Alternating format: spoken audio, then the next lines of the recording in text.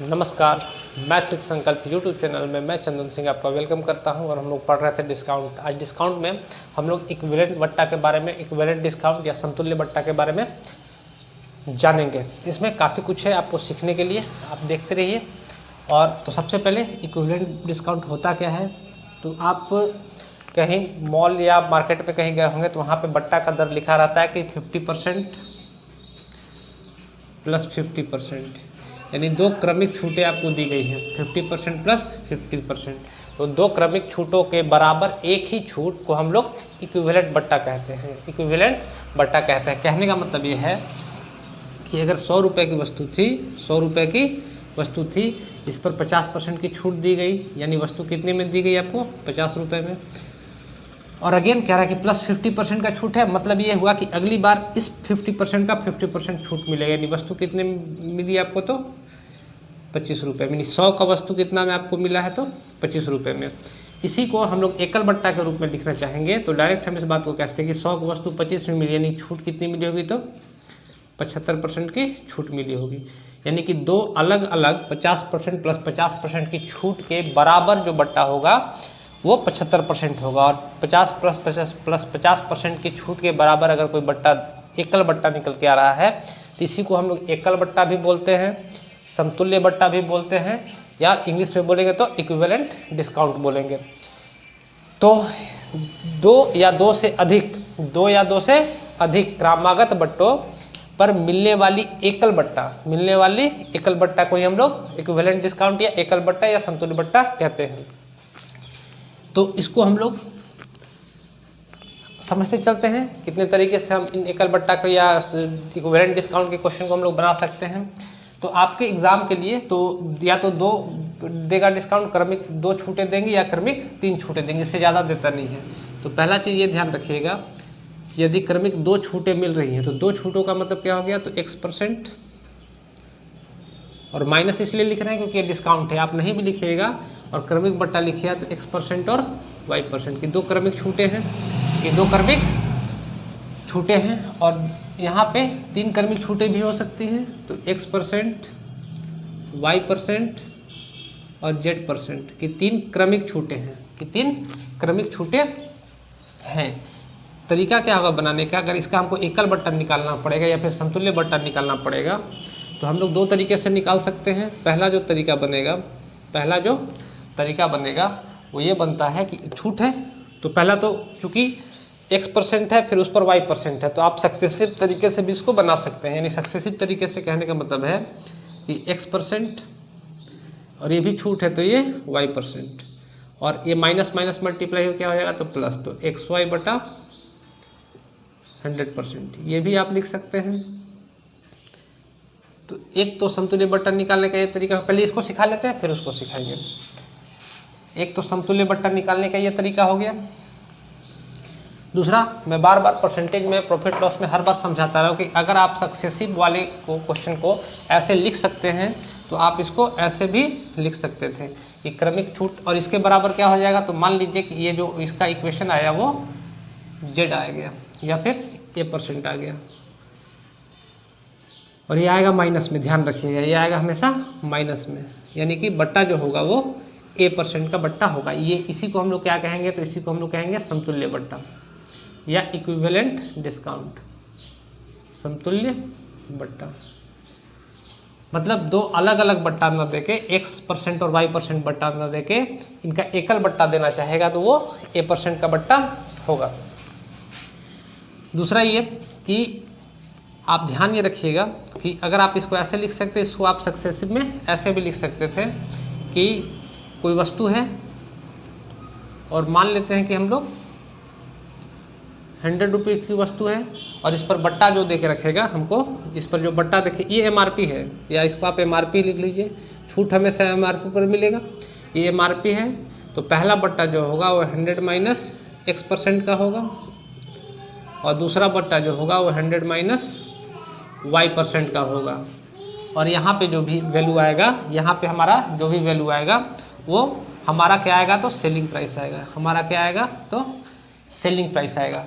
ये जो हमारा सेलिंग प्राइस आ गया, तो डिस्काउंट अगर हमको निकालना पड़ेगा तो डिस्काउंट 100 में से माइनस करके निकाल लेंगे। इसको मैं आगे समझाऊंगा, फिलहाल तो आप इस बात को समझिए। तो 2 तरीके हैं, इन 2 तरीके से हम क्वेश्चन को बना सकते हैं। दूसरा कि अगर 2 की बजाय 3 बट्टा, पहले तो आप लोग थ्योरी एक बार समझ लीजिएगा ध्यान से, उसके बाद जब क्वेश्चन करवाएंगे तो यहाँ से हम लोग काफ़ी कुछ इनका यूज करते हुए क्वेश्चन को बनाएंगे।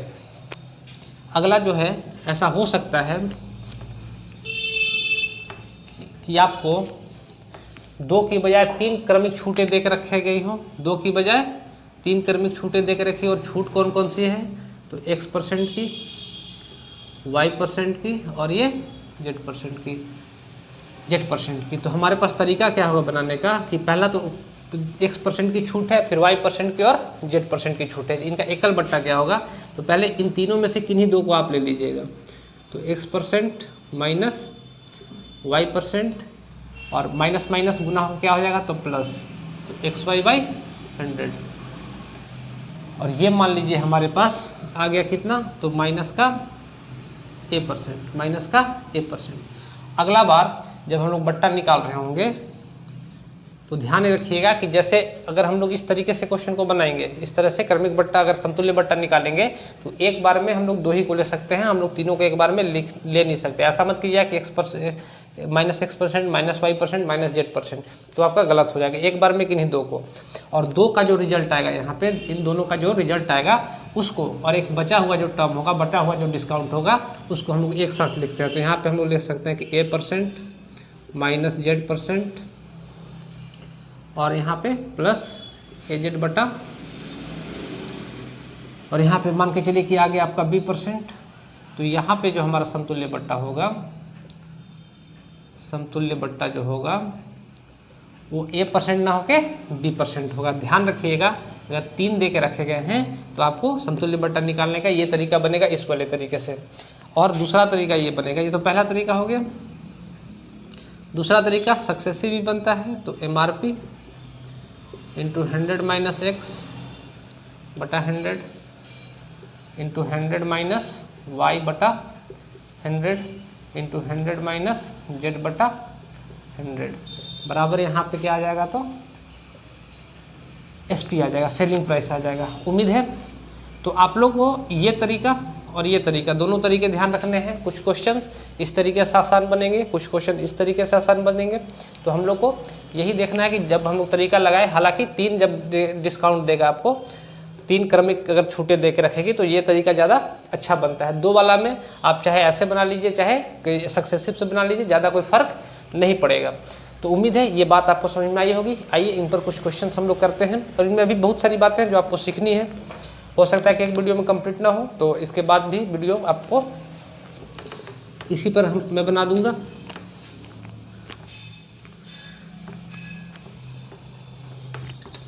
तो आइए देखते हैं।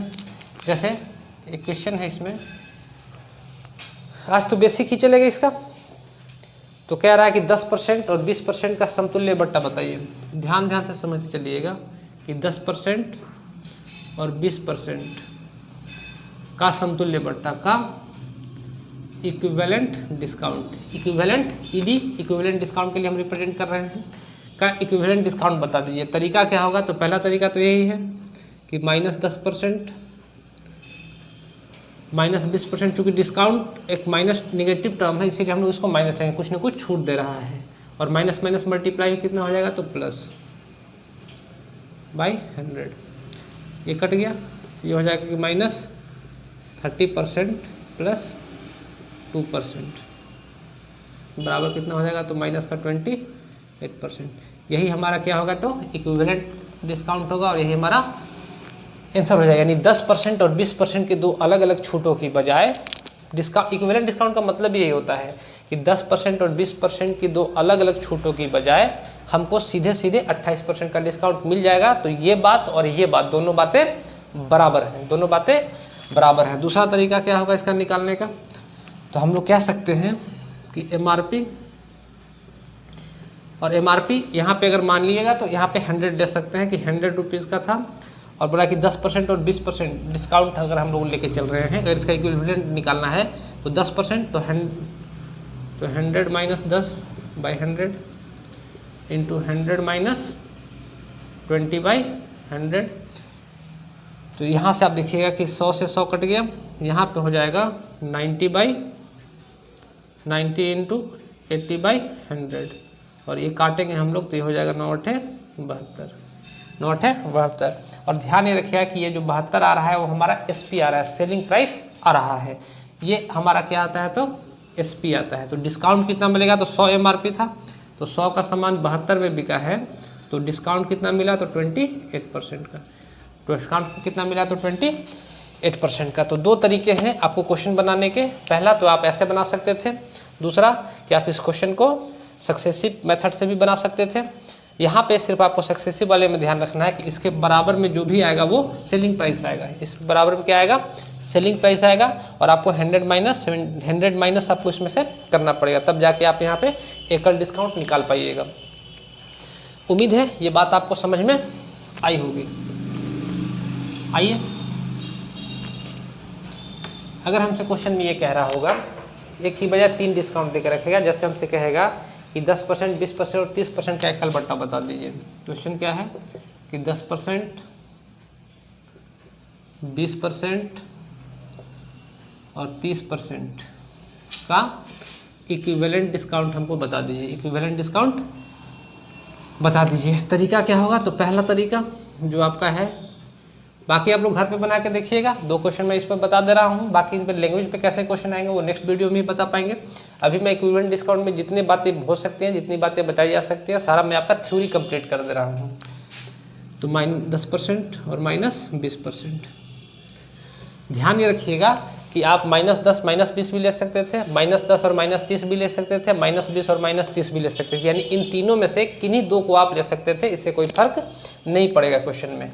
तो हम 10 और 20 ले लिए, प्लस माइनस माइनस गुना आपके प्लस हो जाएगा, और 10 × 20/100%। इसको जब हम निकाल रहे होंगे तो अभी तो निकाले थे, तो कितना हो जाएगा तो -28%। और एक बार जब ये निकालिए तो ये हमारा आंसर नहीं होगा। क्यों नहीं होगा, क्योंकि अभी हम लोग इन 2 ही डिस्काउंट को लेके चले हैं, तो इनका एकल डिस्काउंट तो ये बनेगा, और फिर इसको और जो बच गया है उसको हम लोग लेके चलेंगे। जैसे -28% -30% प्लस 28 × 30/100। तो यहाँ से आप निकालिएगा तो 30, 20, 50 -58%, और यहाँ से आप निकालिएगा तो अब 0 से 0 काटिए, इसको मत काटिए, क्यों, क्योंकि डेसिमल देने के काम आएगा। तो प्लस हो जाएगा 8 3 की 24 का 4 हाथ में रहा, 2 3 दूना 6 2 8 यानी 8.4। इसमें से इसको हम लोग घटाएंगे, इसमें से इसको घटाएंगे तो कंप्लीट 9 घटा लीजिएगा तो कितना हो जाएगा तो 49.6% माइनस का, और माइनस का आने का मतलब है कि ये इसका एकल डिस्काउंट है। 49.6% इसका एकल डिस्काउंट है। उम्मीद है ये बात भी आपको समझ में आई होगी। लेकिन मेरा ये कहना है कि जब आपको 3 क्रमिक बट्टे देंगे तो इस तरीके से बनाने से ज़्यादा अच्छा है कि हम लोग सक्सेसिव वाले तरीके से ही क्वेश्चन को बनाते हैं। कैसे कर रहे होंगे,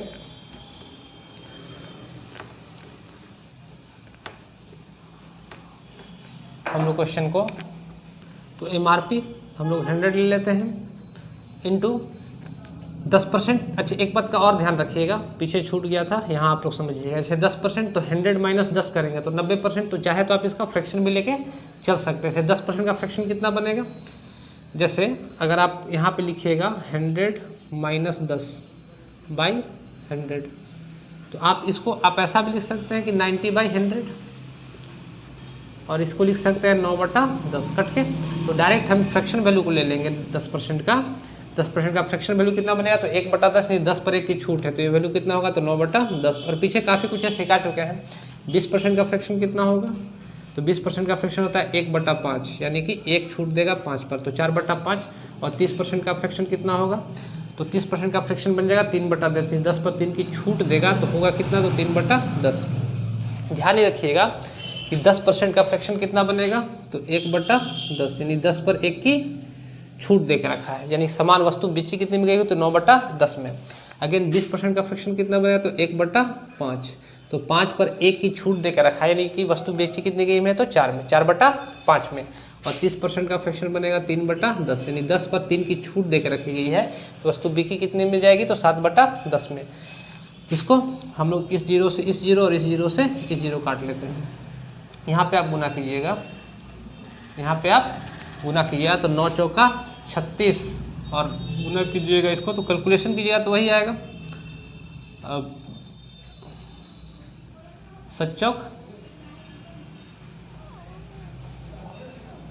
गुना कीजिए, 9 चौका 36, 36 गुना 7/5, इसको मल्टीप्लाई कीजिएगा तो 6 सत्ते 42 का 2 हाथ में रहा 4, 7 21 4 25/5, तो ये हो जाएगा 25 नहीं कटेगा तो 0 और ये हो जाएगा 5 का 20, 50.4 और ये हमारा क्या आएगा तो SP आएगा, ये हमारा क्या आएगा SP आएगा। तो हमको डिस्काउंट निकालना होगा तो इसमें से 100 माइनस करना पड़ेगा, 100 में से ये माइनस करना पड़ेगा तो 6 ये हो जाएगा और ये 49.6% हमारा आंसर हो जाएगा। उम्मीद है ये बात आपको समझ में आई होगी। फिर से एक बार ध्यान से समझ लीजिएगा, हम लोग इसको सक्सेसिव वाले तरीके से भी डिस्काउंट निकाल सकते हैं। इनका फ्रैक्शन वैल्यू ही लिखे चलिएगा। MRP अगर आपको एकल डिस्काउंट निकालना है तो MRP की जगह हम लोग 100 लेते हैं और 100 × 9/10 × 4/5 × 7/6 इसका कैलकुलेशन किए तो आ गया 50.4। ये हमारा हमेशा क्या आएगा तो सेलिंग प्राइस आएगा, SP आएगा। ये हमेशा क्या आएगा तो SP आएगा और 100 में से जब इसको माइनस करेंगे तो हमारा एकल बट्टा आ जाएगा या समतुल्य बट्टा आ जाएगा। उम्मीद है ये दोनों बातें आपको समझ में आई होंगी। इस पर ढेर सारा क्वेश्चन हम लोग आगे भी करेंगे, तो पहले तो ये 2 बातें आपको समझ में आनी चाहिए। नेक्स्ट जो हमारे पास है इसमें पहला ये दूसरी बात ये है जो इक्विवेलेंट डिस्काउंट का है, वो इसमें 2-3 पॉइंट है जिसको आपको सीखना है और समझना है। पहला पॉइंट ये है कि अगर डिस्काउंट X% है, Y% है और Z% है और इनके क्रम को चेंज कर दिया, इनका क्रम चेंज कर दिया, मतलब अगर डिस्काउंट ऐसा हो जाए कि Z% फिर X% और फिर Y% हो जाए तो इसमें कोई भी चेंज नहीं होता, ये दोनों एक ही बात है। अगर डिस्काउंट का क्रम X%, Y%, Z% है और इसी क्रम को हम लोग Z%, X% Y कर दें तो इसके डिस्काउंट में कोई अंतर नहीं पड़ेगा, इन दोनों का मतलब सेम है। जैसे अगर आप चाहे 10% और 20% का इक्विवेलेंट डिस्काउंट निकाल लीजिए या 20% और 10% का इक्विवेलेंट डिस्काउंट निकालिए, दोनों बात एक ही है। यहाँ पे दोनों जगह माइनस होगा और यहाँ पे प्लस होगा और यहाँ पे 10 × 20/100% होगा और यहाँ पे भी 20 × 10/100% होगा। या और इन दोनों में कोई फ़र्क नहीं है, यानी कि डिस्काउंट के क्रम को चेंज करने पर ये बट्टा में कोई भी फर्क नहीं पड़ता, दोनों का समतुल्य बट्टा समान आएगा। इन पर कभी कभार डायरेक्ट क्वेश्चन पूछ देता है कि ये जो 2 को डिस्काउंट दे देगा, जैसे क्वेश्चन क्या दे देगा, क्वेश्चन दे देगा कि 5%, 10%, 20% तथा 10%, 5%, 20% में अच्छा बट्टा कौन सा है, अच्छा बट्टा कौन सा है, दोनों में से ग्राहक के लिए सही बट्टा कौन सा है, यानी ग्राहक को इसमें ज़्यादा मुनाफा किस में होगा। तो हम लोग कहेंगे कि दोनों बट्टा समान है, इनका सिर्फ क्रम चेंज है और इसमें कोई चेंज नहीं है, और क्रम चेंज कर देने से बट्टा में कोई अंतर नहीं पड़ता, दोनों का मान सेम आएगा। उम्मीद है एक बात ये आपको समझ में आई होगी। और दूसरी बात जो आपको समझनी है, जो इम्पोर्टेंट है, दूसरी बात जो आपको समझनी है वो ये समझनी है कि अगर 2 बट्टे दिए गए हैं जिनका सम इक्वल है, कहने का मतलब ये है कि एक बट्टा आपको 5% का और एक बट्टा आपको 10% का दिया गया है, दूसरा बट्टा आपको 6% का और अगला बट्टा आपको 4% का दिया हुआ है ना। तो दोनों में कौन सा बट्टा सही होगा ग्राहक के लिए और कौन सा बट्टा सही होगा कस्टमर के लिए। तो ग्राहक के लिए बट्टा कौन सा सही है, तो बट्टा वो सही है जिसमें छूट ज़्यादा से ज़्यादा मिले, और दुकानदार के लिए कौन सा छूट सही है जिसमें उसको कम से कम छूट देना पड़े। तो आप 2 तरह से इसमें क्वेश्चन आपसे पूछता है कि कौन सा छूट ग्राहक के लिए फ़ायदेमंद है और कौन सा छूट दुकानदार के लिए फ़ायदेमंद है। तो यहाँ पे हम लोग देखेंगे क्या कि ये ध्यान से इसको समझिएगा बात को ना। जैसे इनका सम तो सेम है, 5 और 10 15 हो गया ना, तो ये लिखिएगा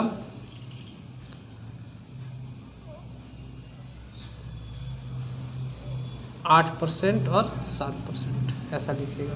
ये भी 15% हो जाएगा सम। अगर इनका सम सेम है तो आप ध्यान समझिए, इसे 5% और 10%, इसका हम लोग समतुल्य बट्टा निकालेंगे। तो 5% माइनस 10% प्लस 5 गुना 10/100%, ये हो जाएगा। आप इसको देखिएगा यहाँ से, तो ये हो जाएगा माइनस का 15%, और यहाँ से आप 0 से 0 काट लीजिएगा तो हो जाएगा प्लस 0.5, इसमें काट घटाएंगे तो हो जाएगा 14.5%। यानी ये जो छूट मिल रहा है, इसका एक का छूट हम लोग निकाल लिए कितना, तो 14.5%। इसका जब छूट निकालेंगे तो माइनस का 8%, माइनस का 7% और प्लस हो जाएगा 8 गुना 7/100%। जब इसका छूट निकालिएगा तो माइनस का 15% तो ये आ जाएगा और प्लस 0.56 आ जाएगा। तो इसका जो बट्टा आ रहा होगा हमारे पास कि 14 तो 10 में से 6 गया 4 और 9 में से 5 गया 4, यानी कि ये आ रहा होगा। तो आप खुद देखिएगा ध्यान से कि अगर हम ग्राहक के नज़रिए से देखेंगे, तो यहाँ 14.5% का छूट मिल रहा है और यहाँ पे 14.44% का ही छूट मिल रहा है। ग्राहक के नज़र से देखें तो ये हमारा डिस्काउंट जो है ज़्यादा फायदेमंद है। लेकिन अगर दुकानदार के नज़र से देखेंगे तो दुकानदार के लिए ये डिस्काउंट ज़्यादा अच्छा है, क्योंकि इसमें इसको कम डिस्काउंट देना पड़ रहा है। तो लेकिन जब आपके पास क्वेश्चन आएगा तो आप इसको इस तरीके से बनाने के बजाय आपको ध्यान इसमें क्या रखना है, देखिए इसका सम तो सेम आना है, इसका भी 10 और 5 15% ही आएगा और इसका भी 15% ही। अगर सम सेम है दोनों का तो ये बात तो सेम ही आना है। यानी कि जो इसका डिस्काउंट डिपेंड करेगा वो किस पर डिपेंड करेगा, तो मल्टीप्लिकेशन पर डिपेंड करेगा। डिस्काउंट किस पर डिपेंड करेगा, तो मल्टीप्लिकेशन पर डिपेंड करेगा। यानी जिसका मल्टीप्लिकेशन छोटा होगा, जैसे यहाँ पे प्लस का साइन है दोनों जगह, तो जिसका मल्टीप्लिकेशन छोटा होगा तो इस 15 में से कम घटेगा, यानी डिस्काउंट ज़्यादा मिलेगा। और जिसका मल्टीप्लिकेशन बड़ा होगा वो उसमें से ज़्यादा घटा देगा, इसमें से ज़्यादा घटा, यानी वहाँ पे डिस्काउंट कम मिलेगा।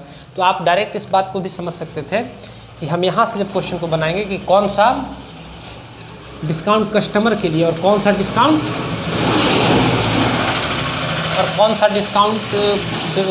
दुकानदार के लिए फ़ायदेमंद है, तो हम यहाँ से डायरेक्ट इसको मल्टीप्लाई करके भी देख सकते थे कि इसका मल्टीप्लिकेशन कितना आएगा 50 और इसका मल्टीप्लिकेशन कितना आएगा तो 56।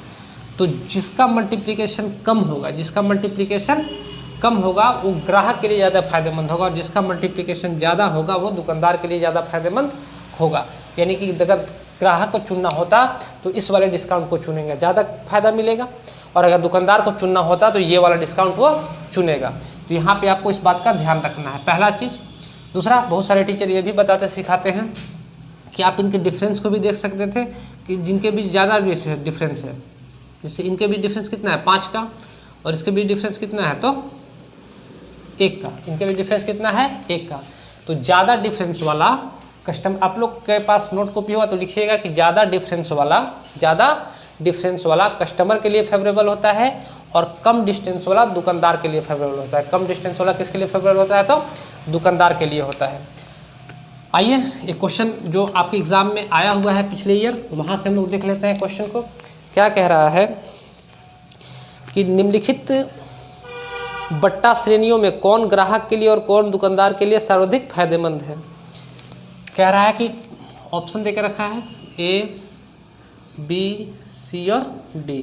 इसको आप लोग लिख लीजिएगा। कह रहा है कि निम्नलिखित बट्टा श्रेणियों में से एक दिया है 15% और 5%, एक दिया है आपका 12% और 8%, एक दिया है आपका 6% और 14% और एक दिया है आपका 10% और 10%। तो सम तो सब का सेम है, 15 5 20, 12 8 20, 14 6 20 और 10 और 10 20। तो कस्टमर के लिए कौन फायदेमंद होगा, तो आप डिफरेंस से भी और दोनों बातें मैं समझा दे रहा हूँ आपको। इसका डिफरेंस कितना है तो 10 का, इसका डिफरेंस कितना है तो 4 का, इसका डिफरेंस कितना है तो 8 का और इसका डिफरेंस कितना है तो 0 का। तो ज़्यादा डिफरेंस मतलब कि कस्टमर के लिए फ़ायदेमंद है, कस्टमर के लिए ये वाला बट्टा ज़्यादा फायदेमंद होगा। और कम डिफरेंस दुकानदार के लिए, सबसे कम डिफरेंस वाला कौन है, ये, तो ये दुकानदार के लिए ज़्यादा फायदेमंद, तो ये कस्टमर के लिए हो गया और ये दुकानदार के लिए हो गया, ये दुकानदार के लिए हो गया। अगर आप लोग ऐसे याद रख सकते हैं तो ऐसे याद रखिएगा, नहीं तो फिर मल्टीप्लिकेशन में याद रखिएगा कि जिसका मल्टीप्लिकेशन छोटा होगा, जिसका मल्टीप्लिकेशन छोटा होगा वो कस्टमर के लिए, और जिसका मल्टीप्लिकेशन बड़ा होगा वो दुकानदार के लिए ज़्यादा फायदेमंद होगा। तो जैसे इसका 15 × 5 = 75 मल्टीप्लाई किए तो इसका 12 × 8 = 96, 14 × 6 = 84 और इसका हो जाएगा 100।